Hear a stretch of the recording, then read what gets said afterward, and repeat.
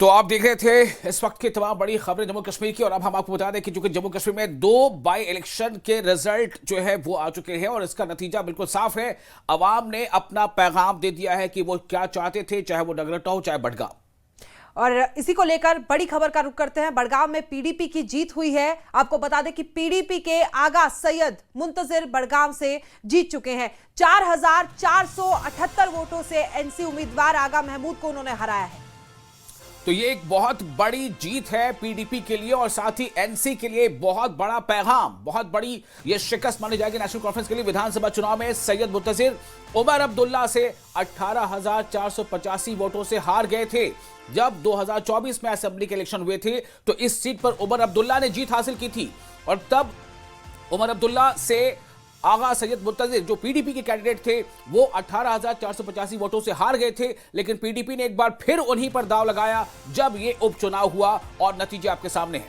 तो देखिए विशाल, क्या कह दिया जाए कि क्या कारण रहा होगा, क्योंकि बडगाम ऐसी सीट है क्योंकि पिछली बार वहां से खुद मुख्यमंत्री उमर अब्दुल्ला ने जीत दर्ज की थी। तो ऐसे में अगर पीडीपी जीतती है, क्योंकि जो वाद विवाद बीच में पार्टी के सामने आ रहा था आगा रुहुल्ला को लेकर, क्या वो बड़ी बात थी ये चुनाव हारने की? क्योंकि एक ऐसी सीट, उपचुनाव उस सीट पर जिस पर खुद जो मौजूदा सरकार है उसी के मुख्यमंत्री जिसने जीत दर्ज की थी। बिल्कुल, ये बहुत बड़ा पैगाम है। इसके राजनीतिक माने बहुत बड़े निकाले जा सकते हैं। और इसी बीच महबूबा मुफ्ती जो पीडीपी की चीफ है, उनका रिएक्शन आया है। उन्होंने लिखा है कि बडगाम के लोगों को सलाम, वो बडगाम के लोगों को सलाम पेश कर रही हैं। दरअसल जाहिर है कि पीडीपी जिसके पास सिर्फ 3 मेंबर असेंबली थे, पिछले चुनाव में जब 2024 में असेंबली का इलेक्शन हुआ था तो पीडीपी ने बहुत ज्यादा सीटें गंवाई थी, सिर्फ उसके 3 कैंडिडेट जीते थे। अब उसमें ये सिर्फ एक कैंडिडेट का इजाफा एक बहुत बड़ा इजाफा है। 4,478 वोटों से एनसी को हराया है पीडीपी के उम्मीदवार आगा सैयद मुंतजिर ने। ये बहुत बड़ी जीत, चूंकि ये जीत एक ऐसे वक्त आई है जब जम्मू कश्मीर में एक पार्टी अभी इक्तदार में है, नेशनल कॉन्फ्रेंस, जिसे वहां की आवाम ने, जम्मू कश्मीर की आवाम ने एक बड़ा मैंडेट देकर इक्तदार तक पहुंचाया था। तो इस जीत के माने आखिर क्या निकाले जाएं, क्या जैसा बीजेपी कह रही है यह समझा जाए कि एनसी की जो सरकार है वो तमाम फ्रंट पर नाकाम साबित हुई है। बिल्कुल सही बात है। कहीं ना कहीं ये सीधा इशारा की त्रस्त है लोग। अब तो पीडीपी खुले तौर पर सामने आकर ये सामने कह सकती है कि अब लोग बदलाव चाहते हैं। उनकी तरफ से अक्सर ऐसा सुना जाता है और कहीं ना कहीं एनसी और बीजेपी को जोड़कर भी देखा जाता है। लेकिन ये बहुत बड़ा उलटफेर जिसकी उम्मीद नहीं थी खुद एनसी को भी, और कई फैक्टर्स यहां पर बहुत महत्वपूर्ण साबित हुए। विशाल, सुबह से हम बात कर रहे हैं इन चीजों के बारे में। कहा जा रहा है कि आगा रुहुल्ला को लेकर जो वाद विवाद चल रहा था वो एक सबसे बड़ा कारण है कि बडगाम में पीडीपी जीत गई। बहुत बड़ा मैंडेट यहां पे देखिए पीडीपी को मिला है और पूरा उलटफेर कह सकते हैं कि राजनीतिक मायने जितने भी निकलकर सामने आएंगे उसमें अब किस तरीके से खुद मुख्यमंत्री अब आगे आकर बयान देते हैं, क्या कुछ उनकी तरफ से कहना होगा। जिस तरीके से उन्होंने कहा था, कहीं ना कहीं उनको ये उम्मीद थी जब उनका ये बयान सामने आया था कि यहां अगर हम जीत जाते हैं तो जो लोग हमारे चुनाव प्रचार में शामिल नहीं हुए तो उनकी हमारी खुशी में भी वो शामिल ना हो। कैसे देखते हैं आप? बिल्कुल, ये स्टेटमेंट देखिए, ये जो तस्वीर अभी आप देख रहे हैं ना, ये जो एक वहां बडगाम का एक शहरी है, वोटर है, जिस अपने हाथ में एक तस्वीर ले रखी है उसने। इस तस्वीर में आप 2 तस्वीरें देख रही हैं। इस एक फ्रेम में 2 तस्वीर आप देखिए, फ्रेम एक है लेकिन तस्वीरें 2 हैं। ये दोनों तस्वीरें 2 अलग अलग पार्टियों के नेताओं की हैं।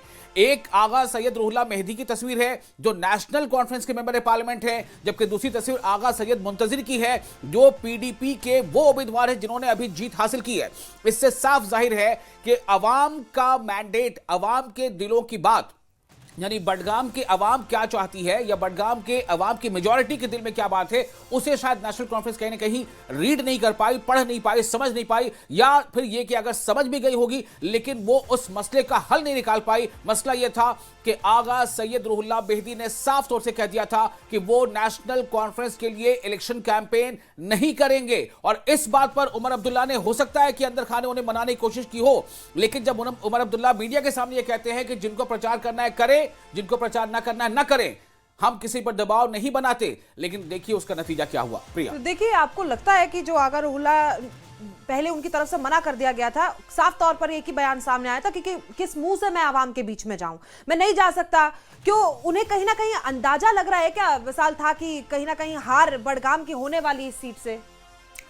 देखिए, ये तो कह पाना अभी मुश्किल है कि उनको अंदाजा होता कि नहीं, लेकिन ये जरूर है कि उन्होंने ये जरूर कहा था कि हाँ, इससे पहले जब अवाम के बीच गए थे और जो वादे हमने किए थे साल भर पूरे हो गए, हम उन वादों को डिलीवर नहीं कर पाए। तो ये बहुत बड़ी जीत देखिए हो गई है यहाँ पर। बड़गांव से पीडीपी ने जीत दर्ज कर ली है, वहीं वहां से देवयानी राणा ने जीत दर्ज की है। तो ये बहुत बड़ा उलटफेर होता हुआ यहाँ पर नजर आया है।